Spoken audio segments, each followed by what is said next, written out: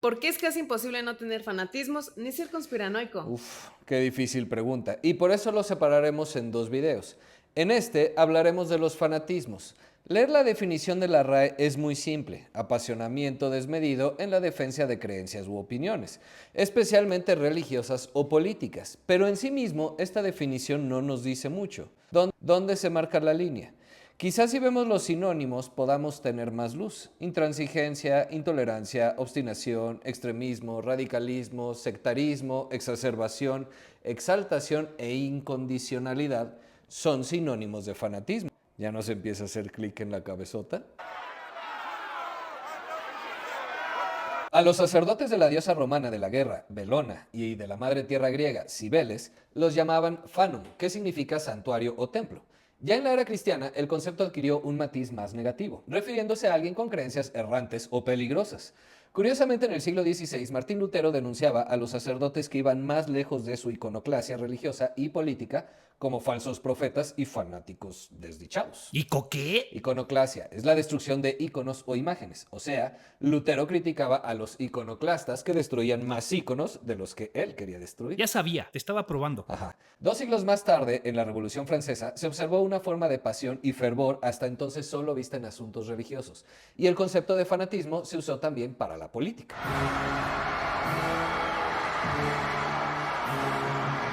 Kant ya nos advertía desde el siglo XVIII que si bien la humanidad se inclinaba implacablemente hacia el progreso, la participación apasionada en la política podía romper fácilmente las ataduras de la razón y caer en la pasión opresiva del fanatismo. Ahora tú vas a filosofar. ¿Cuándo no lo he hecho? Pero sin fanatismos. Si ya encontraste la verdad, dejaste de filosofar. En fin, Edmund Burke, también sobre la Revolución Francesa, decía que los hombres de letras políticas que habían orquestado el movimiento buscaban refundar completamente Francia con un grado de fervor que solo se había visto en los propagadores de alguna religión. Bien por la Revolución Francesa, pero lo que siguió no estuvo nada padre. Búsquenlo en su celular. La idea de que una sociedad ideal podía ser creada sobre los restos del Estado francés existente, por imperfecto que fuera, era fanatismo puro. Él decía, siempre hay algo más que la mera alternativa de la absoluta destrucción o la existencia sin ninguna reforma. Ya les caí el 20 en que se pudo equivocar Marx, mis queridos filósofos gastronómicos, besadoras de botas maduras, o todavía no. Ay, ¿eso lo dije o lo pensé? El escritor y periodista José Andrés Rojo describe el mecanismo de las religiones monoteístas, aunque yo me tomaré la licencia de aplicarlo a todo tipo de fanatismo de la siguiente forma. Los fieles, de lo que sea, operan con la superioridad moral que les otorgan sus sacerdotes o líderes, que les susurran a sus oídos: adelante, formas parte de un plan verdaderamente justo, no renuncies a ningún medio para conseguirlo y si hace falta machaca a tus enemigos hasta la muerte. ¿Les suena, mis queridos fanáticos de la 4T? ¡Plance, plance! Estoy seguro que ni el 1% de los que se dedican a escribir esos comentarios en cuanto video pueden tienen idea siquiera de qué se trata. ¿Por qué no? No son bots la mayoría, increíblemente. Están convencidos de haber sido proscritos. ¿Pros qué? Proscritos. Entre otras cosas, significa bajo amenaza o expulsados. Me sigues probando, ¿no? Obvio. Ajá. La cosa es que están convencidos de haber sido excluidos o despojados en algún momento anterior. Reclaman una reparación. Existe alguien, Dios o persona, que les promete la gloria. Los mueve el resentimiento y los fortalece el miedo. ¿Y no hay injusticias? Claro que sí. Lo que no hay es un Mesías que las arregle. Nunca lo ha habido ni lo habrá, al menos en esta vida. En otras ya es cuestión de tu fe.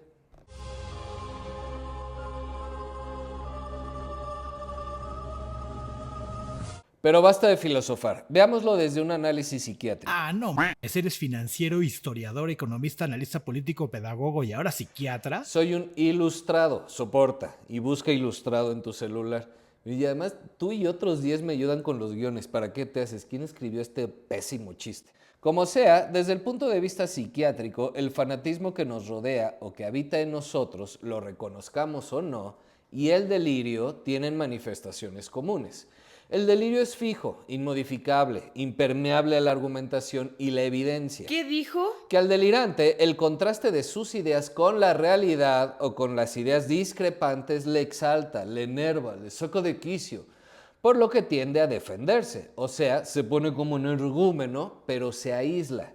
El delirio, por definición, es una entidad individual, aísla al sujeto, conduce a la soledad y alejamiento del mundo. Pero el fanatismo es grupal, con el mismo rechazo al contraste de ideas que conduce a la polarización, a la retroalimentación positiva de opiniones iguales. O sea, te rodeas solo de quienes piensan como tú. En verdad, si has perdido amistades por fanatismo político o dejas de conocer personas nuevas porque asumes que son cualquier cosa, cuestiónate. No es sano para ti ir insultando o acusando a alguien de cosas que no te constan, porque no opinan como tú. Para el delirante, su creencia no es eso, es una convicción absoluta. Cualquier cosa es una evidencia que lo confirma. El paciente no cree ni imagina que le pueden haber puesto cámaras o micrófonos en su habitación, por ejemplo. Súbitamente lo sabe y lo padece. Siente terror, angustia, odio, desasosiego, perplejidad, indefensión. Su vida sentimental gira en torno a esta nueva realidad que ha descubierto.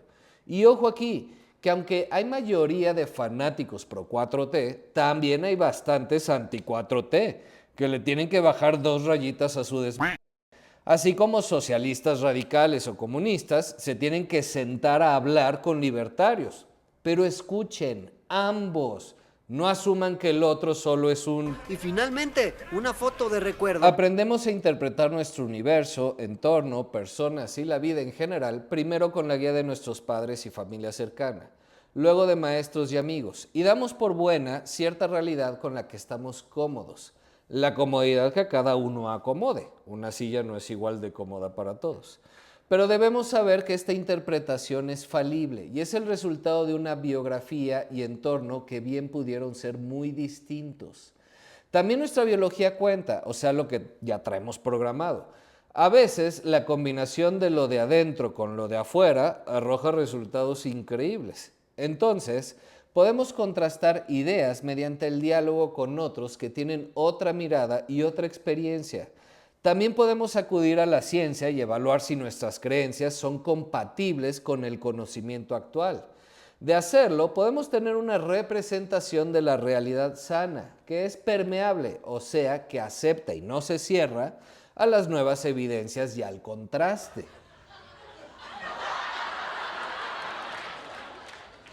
En el fanatismo se huye del otro y de la realidad. Buscamos nichos de homogeneidad, buscamos personas que solo confirmen nuestras creencias, marcamos una frontera en los que tienen razón y los demás. Normalmente el grupo fanático se siente cómodo con el rol de víctima. La mafia del poder nos hizo, robaron, desgraciaron al país. O la 4T solo saquea y nos quieren convertir en Venezuela. Y lo peor es que ambos pueden tener algo de razón. El problema es cuando ese rol de víctima nos lleva a buscar agresiones para concluir que esos crímenes se perpetrarán contra nosotros. Se conoce como autorreferencialidad psicótica. Ay, mamá. Ese grupo fanático perseguirá siempre al traidor. Amos Oz define al traidor como quien cambia a ojos de los que no pueden cambiar y no cambiará nunca. Incluso llegó a comentar que existe un gen fanático, no científicamente, claro, en casi todos nosotros. Esa tendencia del ser humano de intentar cambiar a los demás. Yo sí cambié por ti, Shrek. Piensa en eso. Somos vulnerables a los esquemas simplificadores del extremismo. Repito, somos vulnerables a los esquemas simplificadores del extremismo. Cuanto más complejos se van haciendo los problemas, más y más personas buscan respuestas más y más simples. Una fórmula que lo cubra todo. Mensajes que a menudo son mensajes fanáticos. El capitalismo, los capitalistas. O su contra, los comunistas. Incluso si crees que no eres fanático de estas ideologías, porque sí, el capitalismo también es una filosofía. y van a detectar al fanático porque será el primero en querer corregirme que el capitalismo no es una filosofía, en lugar de simplemente preguntar por qué lo digo.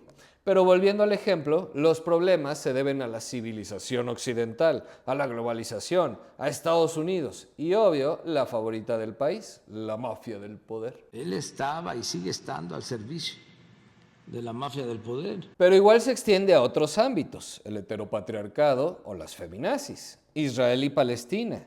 Cuando nos enojamos creyendo que el América o el Real Madrid en verdad compraron al árbitro, no que nunca lo hayan hecho, pero siempre, solo ellos lo hacen, ¿se entiende? Puedes disfrutar y apoyar tu religión, equipo y hasta ideología, pero ¿vas a matar por ella? Muy extremo, ¿no? ¿Qué tal calumniar, desprestigiar, insultar o agredir a otros por ella? E igual con tus discusiones musicales, excepto con el reggaetón, ese sí hay que desaparecerlo de la faz de la tierra. Tío, Es broma.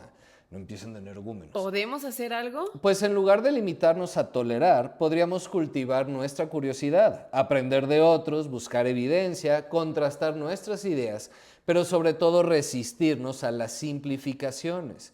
Por supuesto, compartir este video con todo el mundo, chairos y fifís por igual, serviría de mucho. No es fácil, pero es necesario. Cuestiónate, ¿en qué momento te identificaste y describiste como AMLover o anti-AMLO? Fiel creyente de la mano invisible del mercado, trompista, marxista, libertario o lo que sea. ¿Es tanta la necesidad de pertenecer a un grupo o colectivo que estás dispuesto a definirte a ti mismo en función del nombre de otros? Incluso a costa de rechazar sin mayor filtro analítico y empático a quienes no forman parte de ese grupo, al tiempo que aceptas en el tuyo a quienes quizá no valgan la pena. Por supuesto que tú y solo tú y tu grupo son los buenos y tienen bien identificado a los villanos de la historia. ¿Seguro? ¿Seguro que no hay mesías allá afuera dispuestos a decir lo que sea para explotar tus filias y fobias? ¿Seguro que no eres víctima de propaganda religiosa o política? Y no que quien la ejerza sea malo, quizá ni se ha dado cuenta y él mismo está inmerso en su fanatismo. Pero te lo pregunto a ti.